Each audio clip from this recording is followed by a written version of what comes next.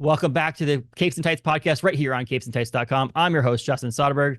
This episode, we welcome author Liz Kerin to the podcast to talk about her novels, Night's Edge, and the upcoming First Light coming out from Tor Nightfire in April. We talked about the books, about the relationships in it, about writing them, and so on and so forth. Before you listen in, though, follow us on Facebook, Instagram, Twitter, and Blue Sky, as well as subscribe, rate, review, all those things over on Spotify, Apple, and all your major podcasting platforms. This is author Liz Kerin of Night's Edge and First Light. First Light comes out April 23rd from Tor Nightfire. Enjoy, everyone.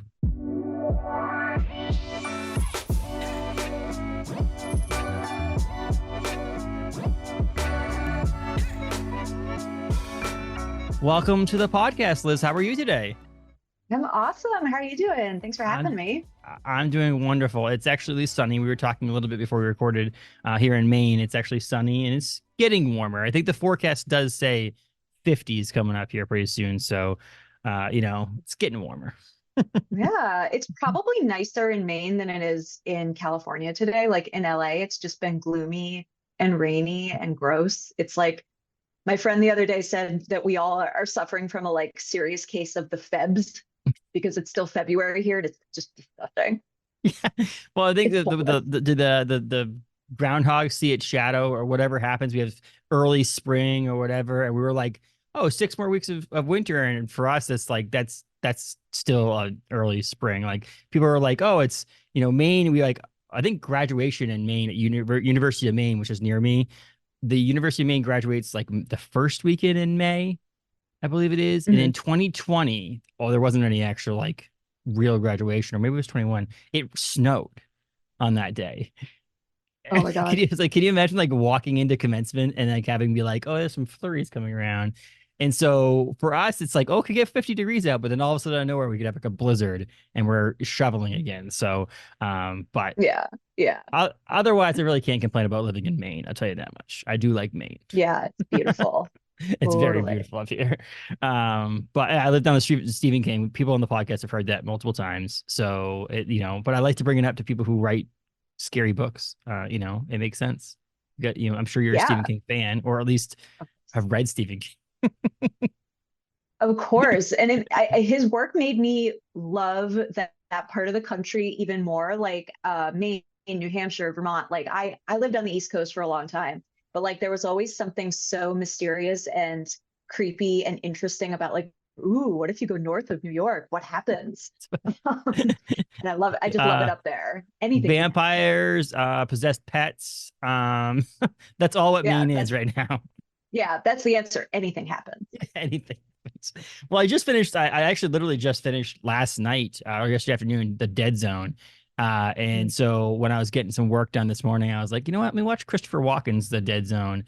And I'm pleasantly surprised, pleasantly happy that the book was better than the movie. I'll tell you that much. I do think that more recently I have read some books I might be making some people mad, but Jaws and Jurassic Park, I do think that the feature films were better than the books, the original material. But Stephen King, it seems like most of his books are better as books than they are as movies, which is a good thing.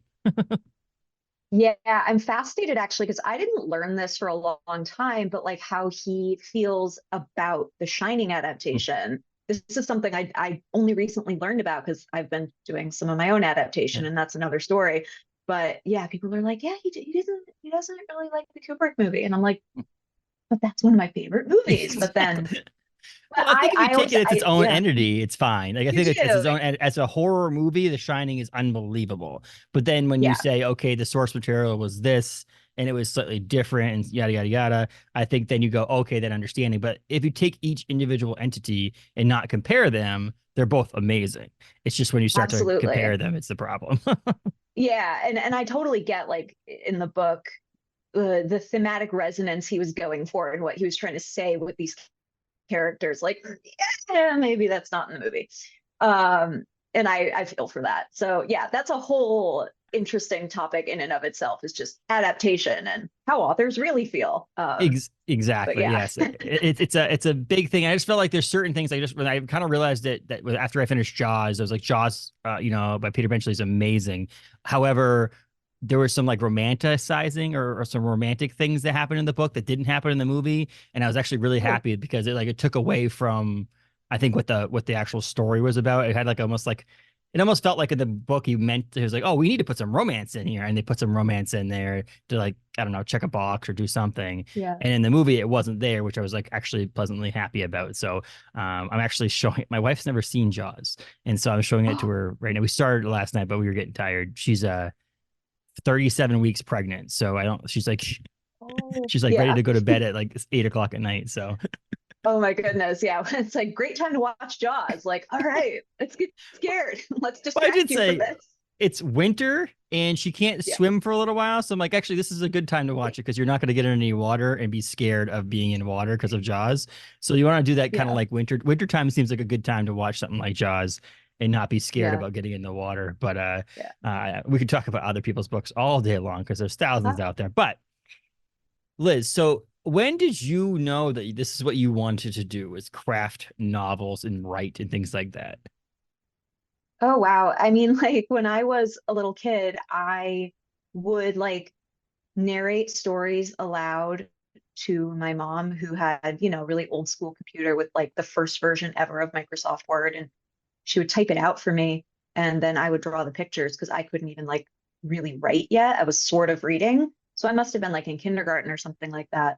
And so I was writing from when I was like a wee child, but then when I was a kid, I was actually an actor, and that was a whole like life path that I went off on for a while. But then started writing again in high school because I wanted to write plays, I wanted to write my own stuff, and I was a better writer than I was an actor.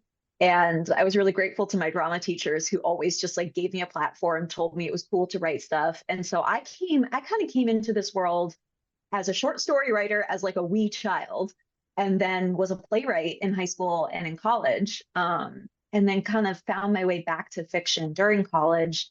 Um, Wrote a bunch of short stories and, wrote a supernatural horror novel that, never really saw the light of day, but like it reconnected me with what I knew I loved. So, I went to film school, but I was also like writing fiction on the side.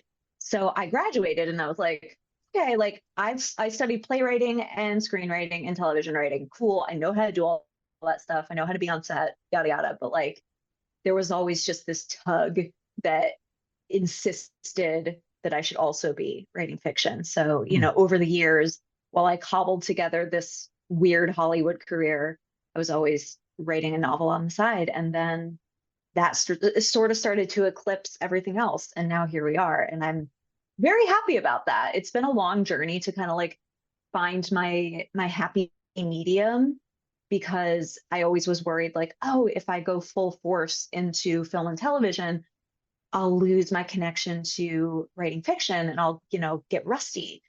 But then vice versa, like, oh my God, if I just devote myself to writing fiction, I'm going to lose all my connections in TV and I'm never going to get a job again. So I'm like, now I think I'm doing both and I'm really happy.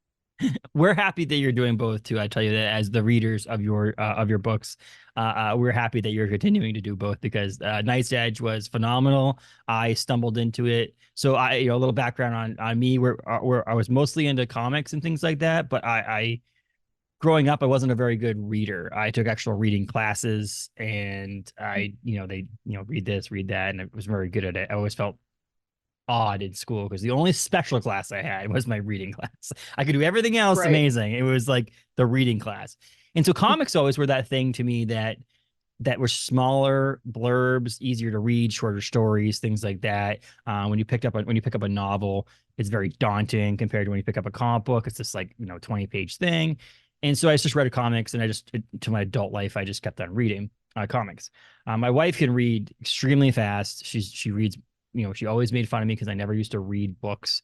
And then over the past couple of years, I really got into it and have just full force been reading more novels, honestly, than I am even comic books. And I don't even remember how I stumbled upon Night's Edge, but I stumbled on it after it was released, and I read it I think in January I read it, and I Mhm. reached out to you. I was like, oh, we need to talk about this, and then we're lucky enough to get an advanced copy of First Light. And I was super excited to get into reading that as well.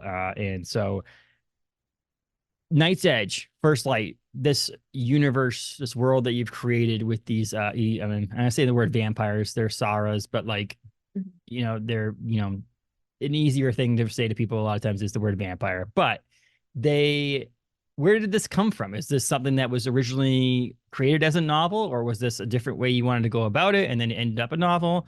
Was it planned to be 2 books originally? What's a little bit more about what happened here to get this going?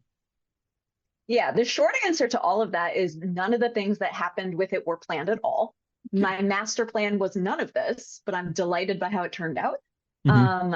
I initially conceived of the characters for Night's Edge as like an indie horror movie. I thought I wanted to like shoot a couple years ago. I had like written out a treatment and applied for this like filmmaking grant with it, like didn't get it. So I was like, oh, okay, I had always been fascinated with I just love really grounded character driven horror, specifically horror that probes our relationships and our family relationships. And I think there was something about vampires that always, you know, scratched this itch for me that was not the itch that was being scratched for everybody else. Mm-hmm. Where I was like, oh, there is something so intriguing about vampire and human relationships. They're very parasitic, they're very toxic. Literally, one is siphoning life from the other in order to survive. What does that say about us as people and our relationships? And I had some personal experiences that I was kind of sifting through, and I was just like, a parent-child vampire relationship is not something we've done. And it makes a lot of sense to me personally to explore some of my own stuff through the lens of horror and vampires. So that's how we ended up with these characters. And then I just sort of was having them bounce between different mediums. Like there was the indie film thing that didn't pan out. And then I wrote it as a short story right at the beginning of the pandemic because I had nothing to do. I lost my job. The movie I was working on went away. And I was like, oh my God. So I had nothing to do, but I kept thinking about this idea. And I was like, let me see if it has legs as fiction. Wrote a short story, was really happy with it. And then my agent was like, do you want to just do all of this? Like, you have nothing but time. We're in a pandemic. So if you want to just go write a book, now's the time. And I said, yeah, let's go for it. So that's how this came about. And the short story ends exactly the same way the novel ends. And I will say no more because, spoiler soup. We're not going to have spoiler soup today. Yeah. Well, I've almost put up yeah. I'll almost put that at the top saying that like Night's Age came out in June of last year. Yeah. The paperback comes out March 19th. Mhm. We're not going to try to spoil anything. I'm going to edit it out if we do. But if there is something, please read it. If you want to pause doing this episode until you read the book, that would be great. But if not, then, just in case something slips out, that's not, and I don't think we're going to say this is what happens, but like, I don't know. Right. Sometimes you try to broadly explain something and someone's like, I don't want that at all. Like some people don't. Here's the weird thing is I'll go to like read a book and I hybrid read. So I read the physical copy and I also listen to audiobook because I like to listen Oh, cool. to and Yeah. from work if I'm doing the dishes or whatever. But I Mhm. still like cracking open a novel and actually reading it. So I do a little bit of both. And I'll start a lot of times the book as audiobook and I'll like get the first like sentence in and I'm like, wait, let me read the synopsis again about this book because I don't know. I want to know what's going on. Some people don't want to do that. Some people don't even want to read. Like they want to read the title and they want to be like, okay, this is about this and this, and that's it. They don't want to read a synopsis or something because they don't want to be spoiled for them. And I thought I'm like, I need a gist of what's going on here. I need to know a little bit more. I think it's crazy for me to not read a synopsis. I think also with Night's Edge, sometimes people are like, oh, it's mothers and daughters and vampires. So Yeah. it's cute. So it's funny. So it's the Gilmore Girls, but they're Yeah. vampires. And I'm like, oh, why do you think that? If you're expecting cute, I have an unpleasant surprise It's for for you. you. Yes. Um, But but uh, yeah, I will do my best to preamble. Like, if I think I'm getting into spoilery territory, I'll be yes. like, headline, here are Yes, spoilers. exactly. Spoiler alert, Yeah, spoiler alert, spoiler alert. No, I yeah, like because I think you can I'll talk about a book without spoiling. I think it's possible. I don't think it's it's one of those things that like a lot of times, I mean, doing this, you want to do some of these conversations prior to a book coming out because we want to let you know it's out there. Pre-order it with your local shop, pre-order on Amazon, whatever you want to do. So you have the book when First Light comes out. And this is a good thing because, I mean, honestly, it's not even a year between the two novels coming out, right? I mean, technically June and April. Was that planned to do this? Did you already have most of First Light done when Night's Age came out, or did you just like slam it out? Okay, so when I finished Night's Edge and we sold it to Nightfire, Yeah. there a 2-book deal was proposed, and they were like, "Oh, we can do a Night's Edge sequel if you want to." And I actually hadn't thought of doing it as a duology up until that point, and now I cannot imagine it any other way. I look back on like the way Night's Edge ends, and I'm like, "Oh my God, if that was just it, that's like what?" That's insane. So, now it is, but like I can see how if you said to someone's like, I read Night's Edge, I have so many books on my to be read list, and they don't get to First Light for a number of months or something like that. It's not like you would be completely disappointed. I think that Night's Edge is great. It's a great book. You can read it the way it is. First Light adds so much more to the relationship part of this whole story as well, like different relationships and how it affects the future of these characters. But and what's funny about it is I don't like vampires. Like it's weird. It's not like I don't like vampires. I've never really had this like go towards that type of story. But the funny thing is, over the past year, I've read Salem's Lot. I've read CJ Tudor's The Gathering. I was able to get an advanced copy of that, which is similar. It's, and then your 2 books here, and Christopher Golden has a comic book called Mortal Terror, which is also about vampires. And I was thinking to myself, I'm like, wow, did I just all of a sudden come to be a vampire person? But I think it's different. I think that what these stories and what you and these other people I mentioned are doing with the vampires is you're kind of like not turning it on its head, but doing it from a different angle, in a different way. Mortal Terror from Christopher Golden is literally the opposite of what vampires are. It's basically like if you get bit by a mortal person, you'll turn mortal. And so it's really kind of cool. It's like just taking Bram Stoker's Dracula and then just changing it to the fact that the vampires are actually the people that are around them more than the mortal people, which is really cool. And then this is more about relationships in my opinion. And I like to compare it. I've always been a Walking Dead fan, both the TV show and the comic book. And people are like, "Oh, I hate zombies." And I'm like, it's not about the zombies. It's about how you would react to a world with zombies in it. How would you protect your loved ones? What would you do to protect them? What would you do to stay alive, and so on and so forth? That the zombies are just a vessel. And I feel like that's the same thing. The Saras are a vessel to tell the story of the relationship between a mother and a daughter, relationship between friends, things like that. It's a different vampire story. So I want to tell people off the top here, if you're not like, oh, it's more like vampires. This is not Twilight. This is much different. I'm so glad you said that. And I think like I was literally talking about this 2 days ago with someone where I was just like, and I posted a very long thread about this because I was like, I need to get this off my chest. I think it's kind of hard for writing about vampires in this day and age is a bit of an uphill battle because there is this like baked in cultural expectation of like, well, it's romance, right? Yes. And I'm like, what happened to the scary ones?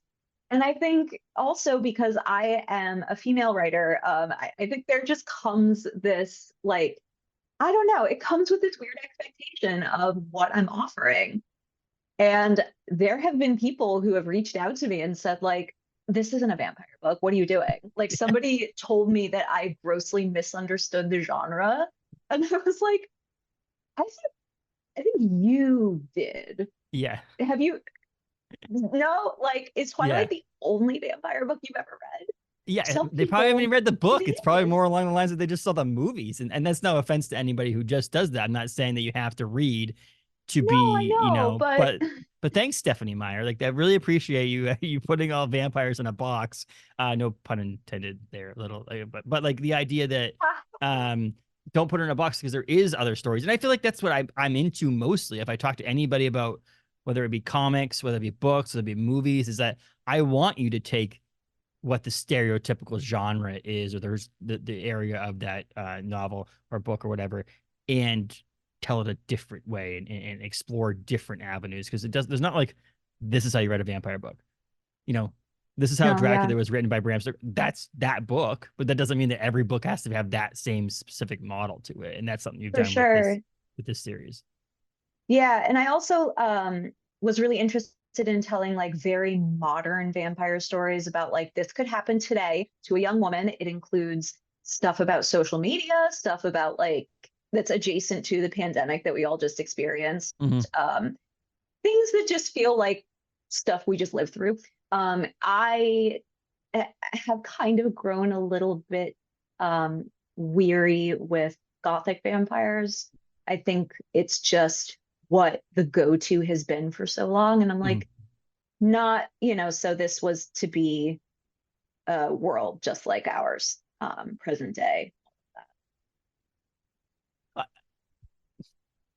I think I can relate to it in a way that some people might not be able to either, because I'm such into comic books, is that it's kind of reminding me of like how a superhero's alter ego would be. Whereas like a Mm-hmm. vampire, like these vampires, these SARS, they have to hide from people, and the people found out who they really are, their lives would change and things like that. And I think that's why maybe it connected a little bit more with me. But I mean, I'm not the only one. I definitely have a lot of people who are friends with mine on Goodreads and things like that that have rated your books highly. So it's not like I'm the only one that feels this way. But I just, speaking from a personal experience, I think that you've done a great job of, like you said, turning it on its head in a way that's made it, I don't know, accessible to everyone, in my opinion. But Thank you. I guess that's I on my appreciate only that. personal opinion. Yeah, I'm like, and on that token, like, is Mia Bruce Wayne? Is that what Yes. you're saying? Well, I mean, financially not, but yeah.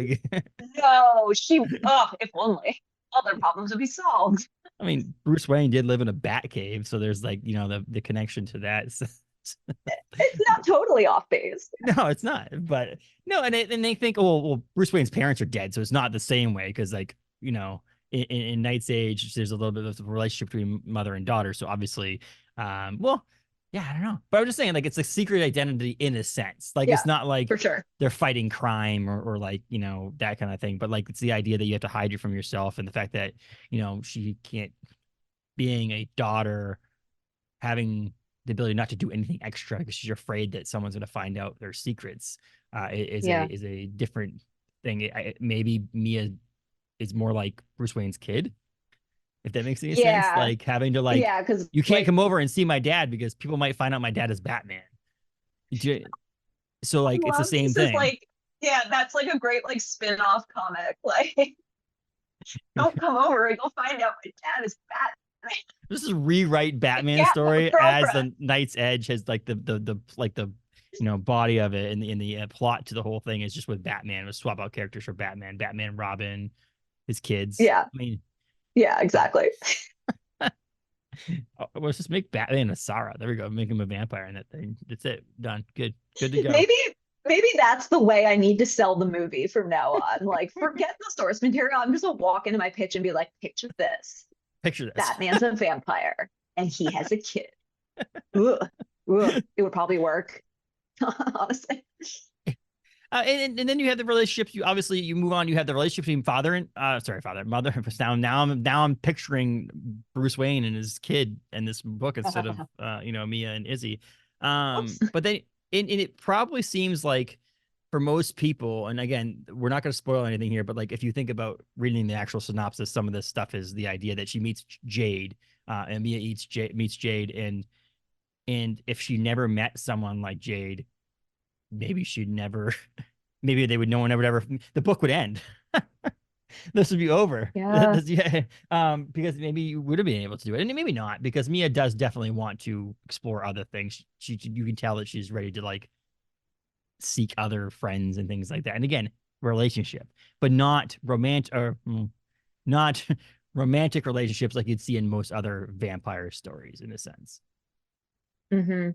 And I also think it's true that at the same time, her mother's pulling away from her. So like Mia would never have just like gone off and like explored her crush on this girl had she also not been getting these signals from her mother that her Right. mom was also feeling kind of done with their way of life and was lying to her as well.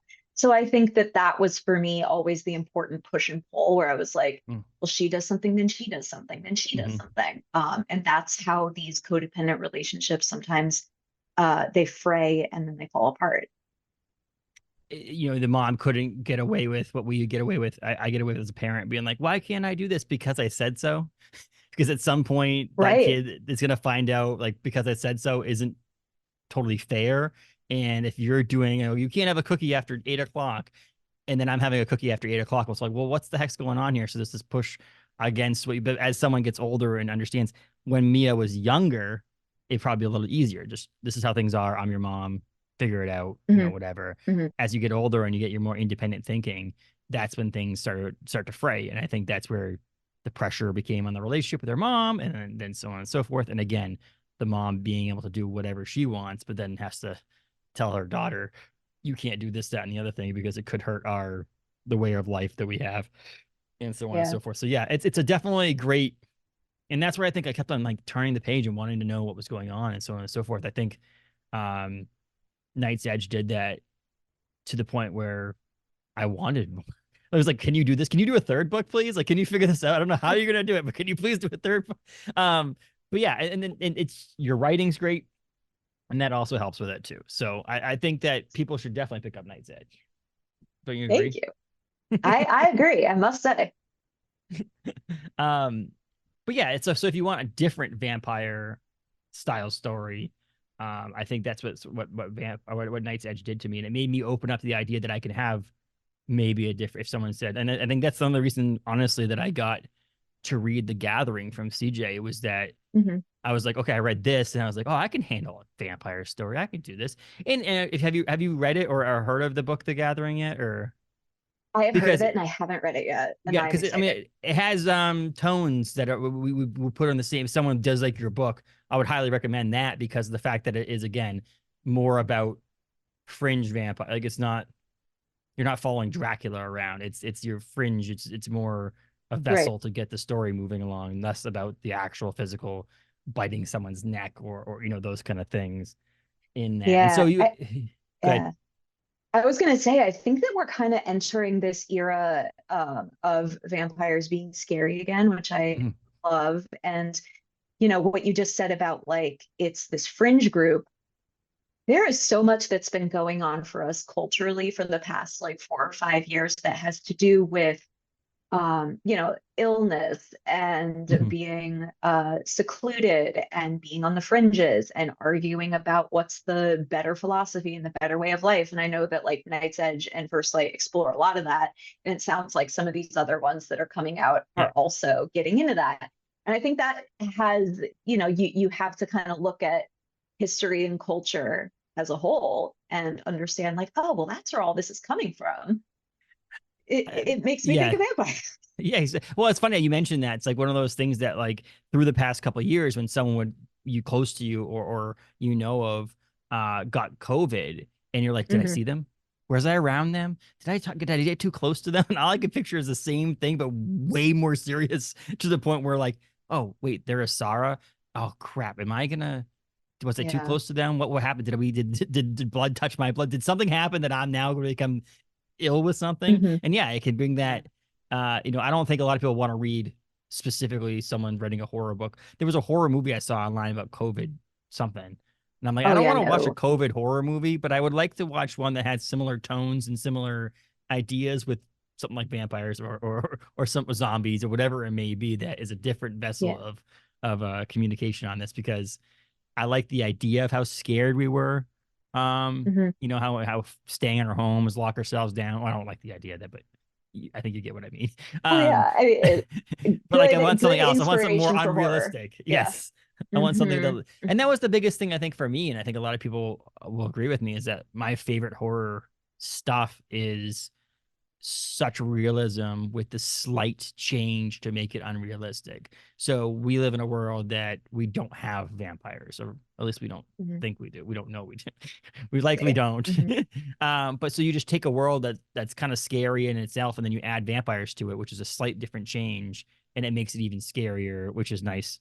That's what I think why this also fits into that niche for me and why it's like a perfect spot for it. And that's why I was like, I'm lucky enough to talk to only people that I like things that they do. I'm not being told by a bigger producer being like, you got to talk to Liz. Her book came out and I'm like, well, the book sucked. I don't want to talk to her about this. And I'm lucky enough to Yeah, be able to say totally. I'm reading something and I'm going to gloat about it. And I'm going to say I liked it a lot. And that's, one For of those sure. things that, um, and that made me want to read First Light. And I think I'm glad Tor Nightfire had you write a sequel. Would you have done a Me different book? too. Was that the idea? It's that instead of doing the sequel, you had a 2-book deal. Was like you potentially could have done something else, but it just made most sense to do First Light.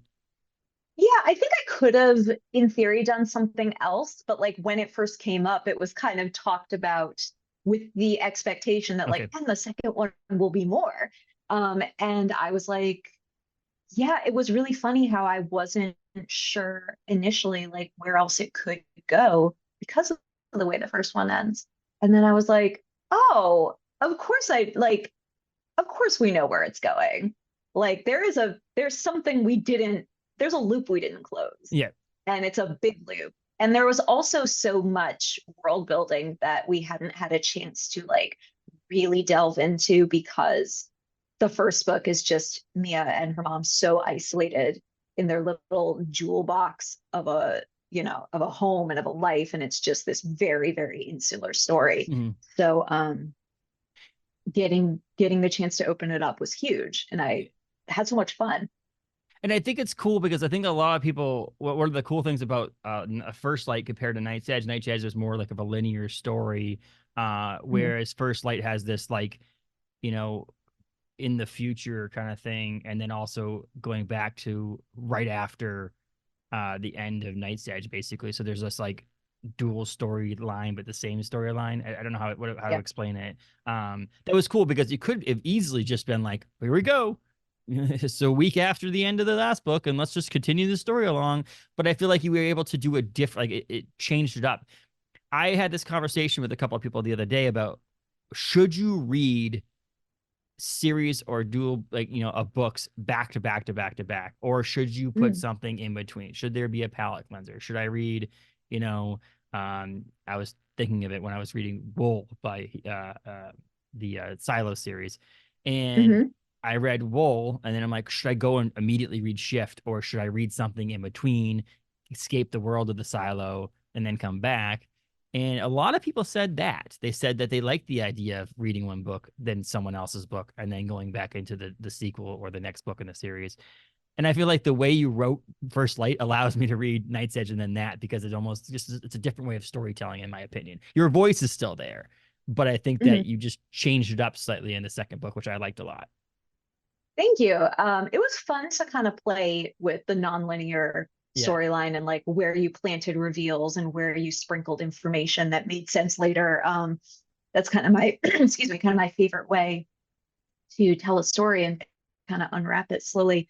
But I don't know. I think it's really, really fun to allow readers to experience the stories back to back if they want that. Mm-hmm. I also could see, the first one being emotionally a little much and maybe they want to take a break, and that's fine too. But I've heard from a couple of people who have had early copies of First Light who read them back to back, and they're just like, this feels like a complete arc when you get them both in at the same time.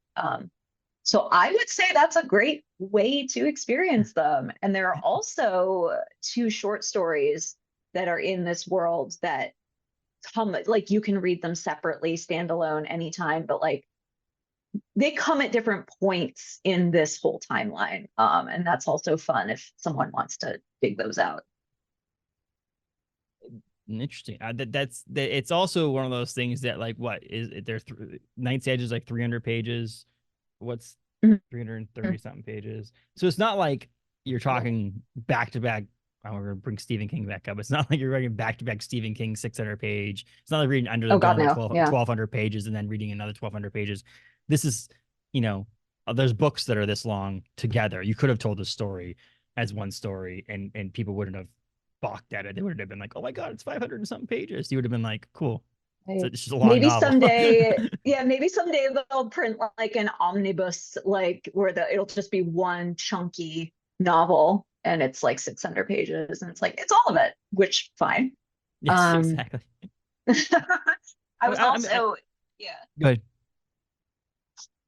I was also at the time, developing the story for television at the same time that I was writing the sequel. So for me, I was also thinking a lot about like, where is this show going? Mm-hmm. And what is the world we're building? So those two creative journeys like really informed each other every day. So I think that was also super cool and, just a very rigorous brain exercise that I was doing the year I wrote the sequel as well. When you, I mean, you're writing the adaptation of it yourself, or you have a team, or how does that work? So right now it's not moving forward anymore. Okay. We just found out like a week or two ago, so I'm not allowed to say that. But it was in development for a couple of years, and I was writing the pilot and I was a producer on it. But we had like a whole team, and a studio and producers, et cetera, et cetera. And it was really, really cool. It was an awesome group of people.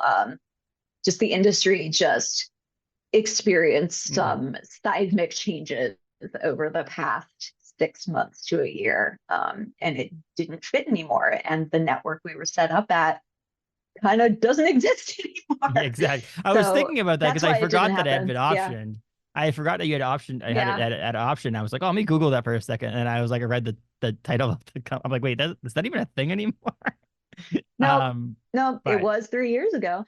But the point I'm making is like what was so cool about getting to do that at the same time I was writing the sequel was that it just really helped me think about the bigger world and the other characters we'd eventually be introducing and who they were and what, because I'm picturing like, well, what does their bottle episode look like? Who's this guy? So that really helped me and made it fun. That's awesome. You can live in that. You get to live in that world for a lot longer, a lot more than even us reading the novels. For you read the back-to-back novels, and you've been living this life for a couple of years. You've been in this world for a couple of years now, working on something for TV as well. I mean, this doesn't mean it's dead in the water, right? Or is this just dead at this moment, right? I mean, yeah, it's dead. It's dead at this moment, and I'm really considering my options super carefully in terms of what will happen with it next. That's pretty cool though. I mean, here it's such a weird world we live in because I am excited. I would be excited. So if you said it's moving forward, it's actually going to air next week, I'd be like, awesome. Let me tune in. This is amazing. I'm going to live in this world a little bit more. I just mentioned earlier, I read Dead Zone, then watched the movie. It's kind of nice to see the different sides of things and so on and so forth, how someone adapts something. But in the same sense, if you said it's never going to be made into anything else again, and only ever going to live in a book form, I'd be like, cool. That's okay, people. Like it'd be great for you for financially for you to make it into more. It's great for you to get to tell new stories potentially, and you have new different parts of it. But this was created as a novel, so it's nice to also, if it ever has to just stay as a novel, let's just keep it as a novel. Not saying I love that. Yeah, it's just one of those things. There's too much of us wanting, even in the comic book world as well. There's too much of us wanting. Oh, when is it going to be made into a movie or a TV show? And it says, well, sometimes it just needs to stay at that. Not saying I wouldn't watch it and I wouldn't like that to happen. It's just, if it does, then cool. I'll just read the book again. You know what I mean? Like, yeah, I appreciate that. Yeah, because I've been thinking a lot about that as well. Like I said earlier, coming into this world as a screenwriter and a novelist, I'm just like, well, is it not complete until we do a movie? And I've recently come to understand like that doesn't matter. I finished the story. The 2 books exist. Her story is complete. I feel great about it, and that's all it needs to ever be, and that feels amazing to make peace with that. Yes.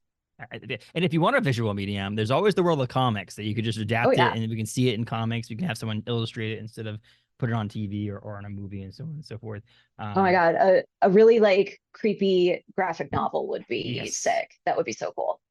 And now, I mean, that's the other thing. It's like this does picture, I could 100% picture this as a novel, as a comic book, because horror comics are so big right now too. There is so much like so many artists I could picture like drawing these people that would be unbelievably beautiful to see. But in the same also sense of that, speaking of adaptations versus books, I have a picture in my head what Izzy, what Mia, what Jade, all these people look like. And Yeah. I sometimes hate when they make something like, oh, and they cast such and such as Mia. I'm like, oh, really? Who Right. decided that? That's not what it looked like up here. Yeah. Yeah. It can really just mess with me. It made watching the Hunger Games movies for me years Yes. ago very, very confusing. Well, it can work But to yeah, benefit opposite wise too. If you read the Hunger Games after watching the movies, you might be go, oh, okay, I can sure. picture what she looks like now because you gave me what she looked like. But when you do the opposite, when I read Salem's Lot and then watched the Salem's Lot made for TV thing back in the day, I'm like, that is Right. not what I pictured these people looking like. So don't Yeah. in Yeah. my version of what Mia and Izzy and Jade look like in my head is different than what it probably looks like they look like in your head too. And so that's what's cool about it. You had Mhm. your own imagination on it. Where um where Night's Edge is a lot about Izzy and Mia and the relationship between mother and daughter. Can you explain to those who don't know about it what the difference between that and First Light is? Like what's the Mm. difference in the novels? Yeah, sure.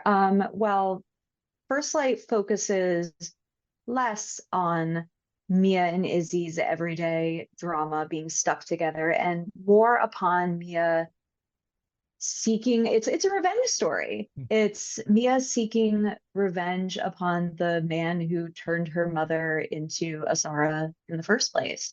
Because Mia was 10 years old when her mom started dating this creepy dude who one night did something terrible and then they were living with it for the rest of their lives. And so, her Izzy's ex-boyfriend, Devin, is still out there recruiting Sarahs and, literally just doing domestic terrorism as a vampire. And Mia has decided like she's got nothing to lose anymore, so she goes after him.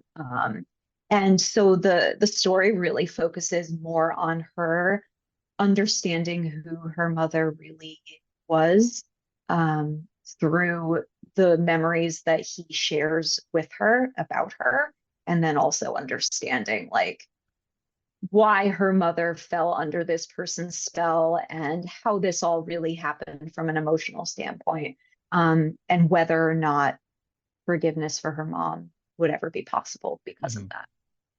Do you find it hard to promote a book, a sequel like this, with there's things that happen in this sequel and things you'd like to talk to people about that you need to read the first book to kind of understand what's going to happen?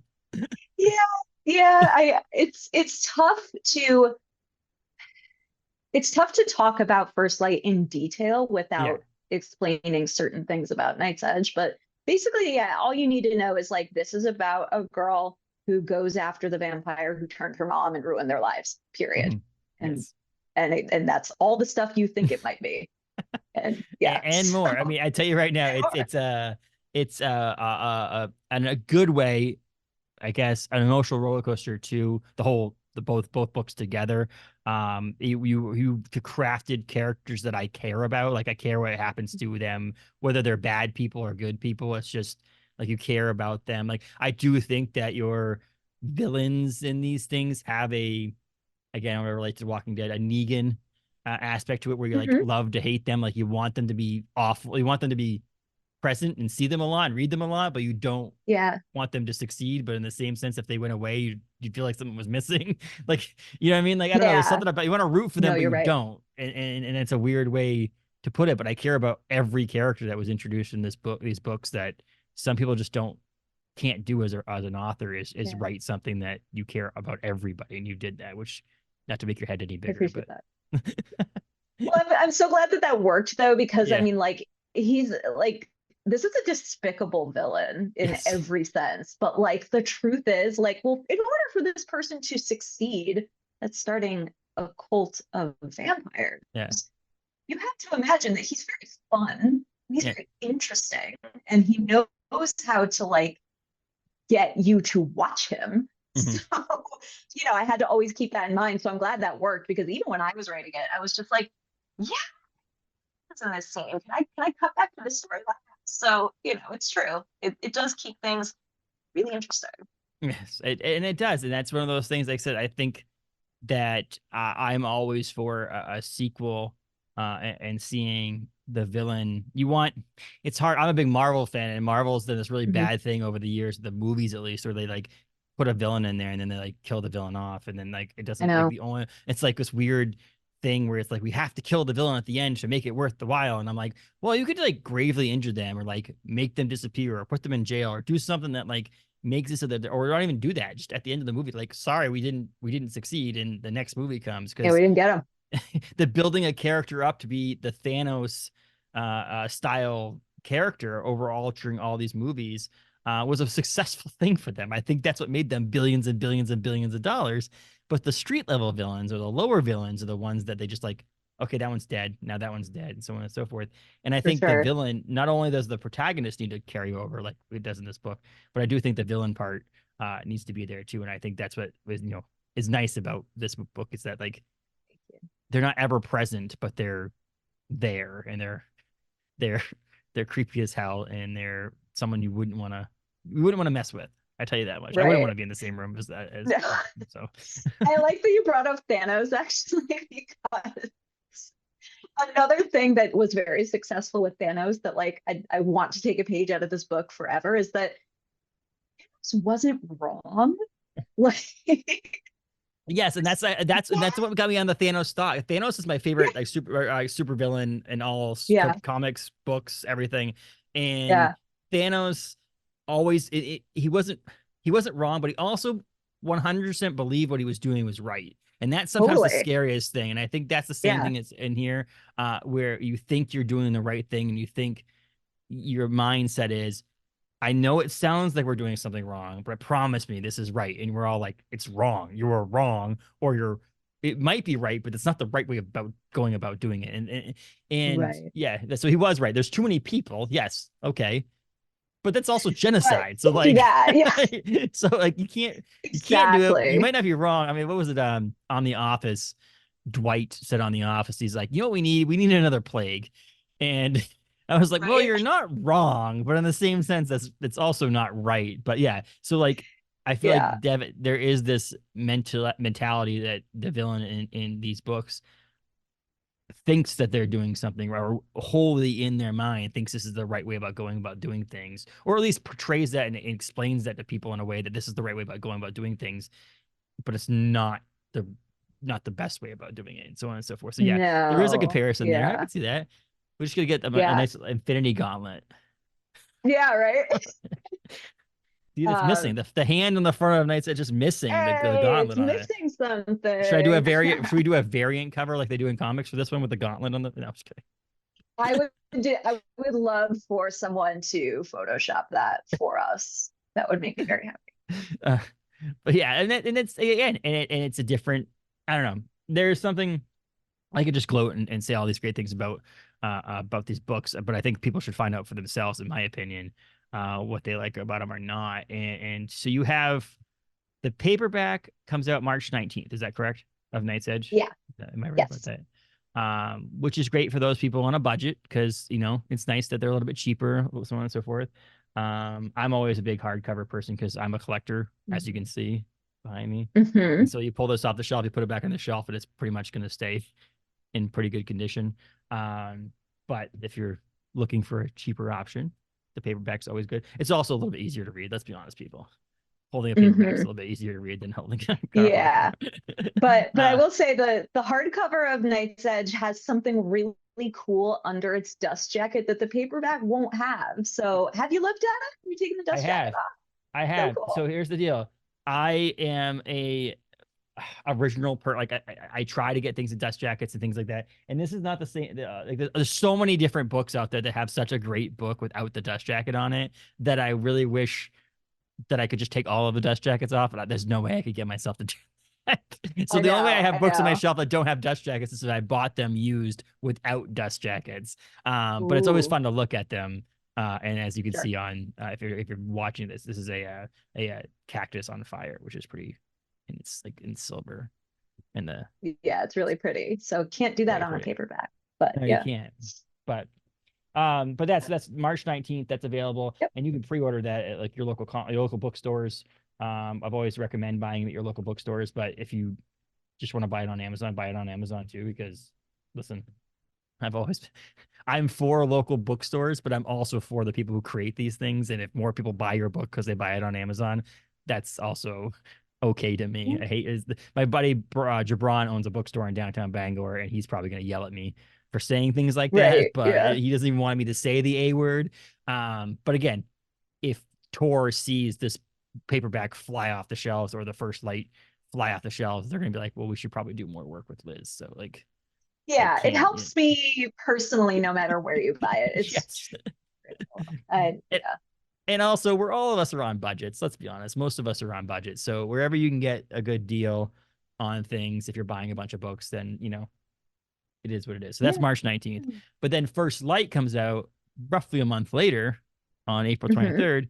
So you buy it on the 19th, you read the book, take some time, soak it in, and then you can go out and buy First Light, in hardcover on the 23rd. I'm guessing hardcover, right? I'm guessing it's hardcover. Yeah. That one's out in hardcover first. Okay. Which is I'm still learning the book market a little bit too, which is really cool. I like the idea you have time to promote things. I also love the idea that you basically get to promote it for 2 years for most books, that you get to do a promotion of a year, and then the paperback comes out, which is like puts it back in the limelight again, which is pretty cool. Yeah, I think that it was great the way they did the calendar for this, because like you said, First Light is out like less than a year after the first one, and then the paperback is out like really soon. So they did a good job of saying like, this is when we're gonna have like second wind. So now we're in it, and it's very exciting. Yes, it's very exciting. I will say that there's very little that Tor Nightfire has done wrong. I'll tell you that much right now. The best. They've put out some amazing books from some amazing authors, and I'm really excited to see what happens. You're writing stuff now, but are you writing more novels? Yeah, I am. I'm not sure what's going to become of the next one I've got. I'm just trying to get to the end of it and see what it is. It has something to do with alien abductions, and that's all I can really say right now. But I'm really excited about it, and I hope it works. That's awesome. I always like that, because some people, when someone says, I don't have anything I'm working on right now, I'm like, ooh, maybe you should get on something, because if it doesn't mean you can say anything about it. Like, because a lot of people say, I'm working on something, I can't say much about it right now, yada yada yada. But like, if you can't say that, then there's probably, come on, get back to doing something, because at some point I wish I were writing more than just this thing. I always wish I were a little busier, which is probably not good. But yeah. I mean, it is what it is. And if you come up with books that are like this and they continue to be amazing books, and do what you need to do. Daniel Krauss is one thing. He's like, I've never been a guy who's like, I'm gonna write a book a year. I'm gonna write a book. God. When it's good and it's people like it. I want to write good books. I want to write books that I like to write. I don't want to just be forced to continue writing books and things like that. And I was like, that makes a lot of sense to me, is work on and write something that you want to write. And if someone likes your writing, they're going to buy your book. And I don't think that's gonna be a problem with these two books, to be honest with you. You put something out, we're going to buy one, so that you know that. You get one sale. Appreciate it. And then are you working on TV stuff still, or is it basically focusing on the books? Like what's going on in your life otherwise? I'm focusing mainly on books right now. I think it's, to be frank, Hollywood's been a tough place since the strikes ended. I think some people got back to work really quickly if they had a project that was already like in production or something when the strike happened. But a lot of things did not come back. And so I'm navigating that, and really thankful that I have book writing to keep me creatively stimulated and what have you, because it's been hard out there. Hollywood's weird right now. So it is. And I also feel like when I'm like, oh wait, this TV show is back, but this one's not. When is this coming? Like Right. this whole, like, I don't even know. And I remember the previous strike was the same thing. It was like, you go back and you watch previous episodes of seasons, you're like, why did this one only have 10 episodes and everything else was 22? And then you remember that's the season that they shortened, and so on and so forth. And I do think that we're waiting longer for things nowadays, because I feel like they are doing more production. The Last of Us, for an example, was amazing. And then they're like, well, the next one's not even coming out for another 18 months or 2 years. And then the writer's strike happened. And it's like, well, now it's actually not coming out for another 18. And so like, you don't know, True Detective had like 3 years on. It was the whole thing is like, you just don't know nowadays. And then you added the strike in there and it was a whole messing it up. But yeah, so the strike was also necessary. So like, I think that's or not necessary. It shouldn't have happened in the first place. Let's reiterate that. But because of what happened, it was necessary to do what you guys all did. So oh, for sure. Like there was no question that there was gonna be fallout, and I was expecting this, and it's okay. But that's the reality of like, are you doing any TV right now? No, I'm not. Maybe next year. Yes, and so I hope so. I mean, like I said, I'm willing to. Your name will be on a book. I'll be grabbing it. Your name is on anything else. We'll be watching it because we were very happy with everything you've put out so far, and I'm really excited to see what happens next. March 19th is Night's Edge, and April 23rd is First Light.